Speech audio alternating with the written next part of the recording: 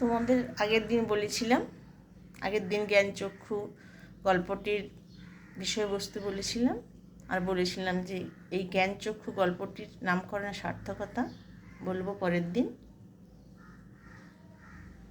কেন এই জ্ঞানচক্ষু গল্পটির নামকরণ জ্ঞানচক্ষু হয়েছে? জ্ঞানচক্ষু কথাটির অর্থ হলো জ্ঞানরূপ দৃষ্টি। গল্পের কাহিনীতে দেখা যায় তপন নামে যে ছোট ছেলেটি আছে, তার লেখকদের সম্পর্কে অদম্য এক কৌতূহল ছিল। সত্যিকারের লেখককে সে কোনোদিন দেখেনি, আর তার ছোট মেসো একজন সত্যিকারের লেখক ছিল।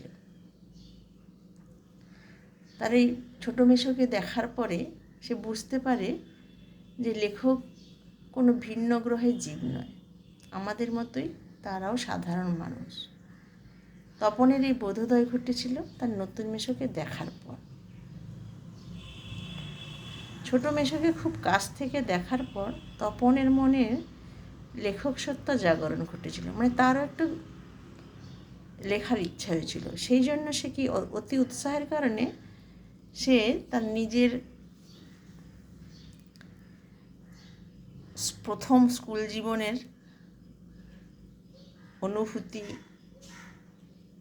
নিয়ে একটি গল্প লিখেছিল, যেটা সে তার ছোটো মাসির মাধ্যমে ছোটো মাসির কাছে পৌঁছানোর পর ছোটো মেসো তপনকে গল্প লেখার ব্যাপারে উৎসাহিত করেছিল।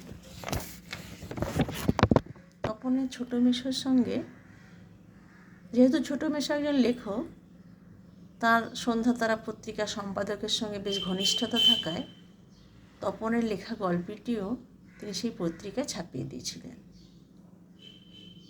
এর পরবর্তী ঘটনা কিন্তু বিষাদময়। বাড়ির সকলের সামনে নিজের নামে প্রকাশিত গল্পটি পড়তে গিয়ে তপন বুঝতে পারে ছোটো মেসো কারেকশনের নামে পুরো গল্পটাই পাল্টে দিয়েছেন। গল্পটি একেবারে নতুন, আনকোরা মনে হয় তপনের। এই ঘটনায় তপন প্রচণ্ড মানসিক আঘাত পায়। দুঃখে অপমানে তার চোখে জল আসে। গল্পটির মধ্যে নিজের কোনো অস্তিত্ব দেখতে পায় না তপন, গল্পে শুধু তার নাম ও লেখকের নাম ছাড়া। এই ঘটনাতে তার বোধোদয় ঘটে। সে মনে মনে প্রতিজ্ঞা করে যে লেখা ছাপাতে হলে সে নিজে গিয়ে দিয়ে আসবে, তা সে যতই কাঁচা হোক না কেন। তপনের অন্তর্দৃষ্টির জাগরণ ঘটে, তার জ্ঞানচক্ষু খুলে যায়, সে বুঝতে পারে।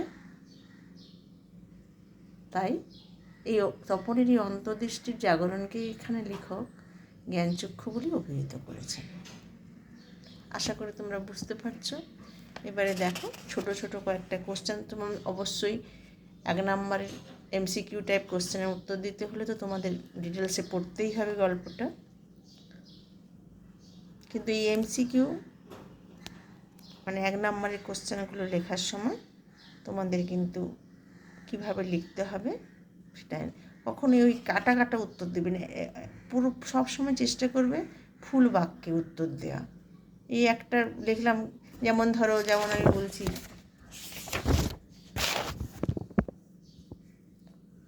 সত্যিকারের লেখক কাকে সত্যিকারের লেখক বলা হয়েছে? তোমরা লিখতেই পারো একটাই উত্তর, তপনের ছোটো মেসোকে। কিন্তু না, ফুল কথা লিখবে, তপনের ছোটো মেসোকে সত্যিকারের লেখক বলা হয়েছে। নতুন মেসোকে দেখার পরে তপনের কি খুলে গেল? নতুন মেসোকে দেখার পর তপনের জ্ঞানচক্ষু খুলে গেল। এইভাবে ফুল বাক্যে উত্তর দেবে, কখনোই এরকম একটা দুটো ওয়ার্ডে উত্তর দেবে না। আমি কিছু কোশ্চেন, অনেক প্রচুরই ছোট ছোট 1 নাম্বার, তুমি যত বানাতে চাইবে ততই কোশ্চেন থাকবে। তাও আমি তোমাদের 10-20টা কোশ্চেন MCQ টাইপ জাস্ট দিয়ে দেবো ডিসক্রিপশান বক্সে, সেটা তোমরা দেখে নিও। এর পরের দিন 5 নাম্বারের কোশ্চেন, যেগুলো 1, 1, 3 কিংবা ব্যাখ্যামূলক কোশ্চেন, সেগুলোর উত্তর আমি অবশ্যই দেবো আমার মতো করে। তাও তোমাদের যদি কোনো প্রশ্ন থাকে, কোনো প্রশ্নের উত্তর লাগবে মনে হয়, তাহলে অবশ্যই আমাকে কমেন্ট বক্সে জানাবে, আমি থাকলে চেষ্টা করব সেই প্রশ্নের উত্তর দিতে।